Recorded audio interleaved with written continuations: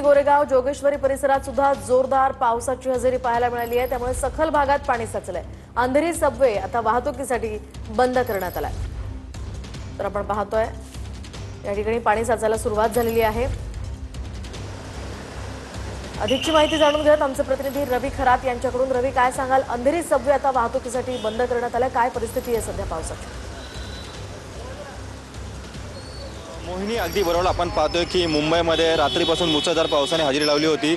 मी सध्या अंधेरी सबवे या ठिकाणी आहे। आपण पाहू शकतो की अंधेरी सबवे या ठिकाणी रात्रीपासून खरं तर या ठिकाणी काही प्रमाणात पाणी भरलं होतं। मात्र काही मिनिटांपूर्वी अंधेरी सबवे हा पूर्णपणे बंद केला होता। मात्र सध्या काही मिनिटांपूर्वी हा सबवे पुन्हा एकदा वाहतुकीसाठी खुला करण्यात आलेला आहे व वाहतूकदार देखील मगा असून प्रतीक्षेत होते की हा सबवे कधी सुरू होणार। मात्र आपण जे दृश्यामध्ये लाईव्ह पाहू शकतो की इव्हन काही मिनिटांपूर्वीच हा सबवे आता पुन्हा एकदा चालू केलेला आहे। आपण पाहतोय की मुसळधार पावसाने रात्री मुंबईला झोडपलं होतं, त्यातच अंधेरी सबवे हा देखील पाण्याने वेढला होता। मात्र हा बंद करण्यात आला होता। मात्र हा आता एका मिनिटापूर्वी हा पुन्हा एकदा खोलण्यात आलेला आहे। त्यामुळे वाहतूकदारांच्या चेहऱ्यावरती देखील कुठेतरी आनंद आपल्याला पाहायला मिळत आहे। आपण पाहतो की अंधेरी या परिसरात प्रचंड प्रमाणात पाऊस देखील बरसत होता। मात्र आता पाऊस हा बरसत नाही आहे। मात्र अंधेरी सबवे हा बंद करण्यात आला होता, तो आता सध्या वाहतुकीसाठी पुन्हा एकदा खुला करण्यात आलेला आहे। आपण पाहतोय की वाहनं देखील इकडून तिकडे जाताना आपणास या ठिकाणी आपल्याला पाहायला मिळत आहे। आपण पाहतोय की खरं तर काही वेळापूर्वीच हा बंद केला